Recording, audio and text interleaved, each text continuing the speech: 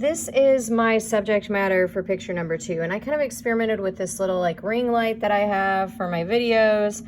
I thought, okay, I'm using ink, so I want the spill, and I wrote oops there just to kind of give, I guess, more of an idea of how I just feel like things aren't always coming together this semester. I mean, it's kind of negative. I'm not trying to be negative, but you know, that is a little bit of how I feel about the semester. In some ways, and then in some ways I feel like it's an opportunity for creativity.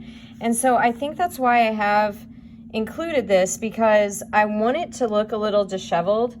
Now, right now I'm messing with moving some lights out of the way. I have like a really crowded space right now. And then I'm messing with my desk lamp to see what kind of lighting I can get.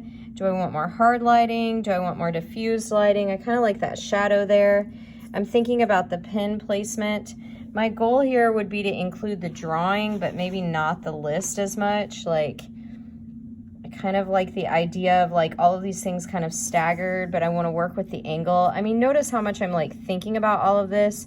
I could make the ink look like it's coming out of the end of the pen. Honestly, then I start thinking, well, what if I turn the whole thing upside down? Like, if I got rid of this Post-it, first of all, that would probably help.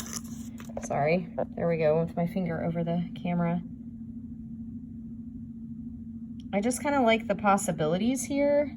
And now I'm just working on composing. Like, where does it feel balanced? What do I want my focal point to be? I want it to be the oops, so maybe I'll place that right on the thirds line and zoom in enough. I mean, you guys get the idea. You don't have to see the whole set. Zoom in enough that you start to see it. Or maybe if I like this bottle, oh look, I'm even like making the bottle leak.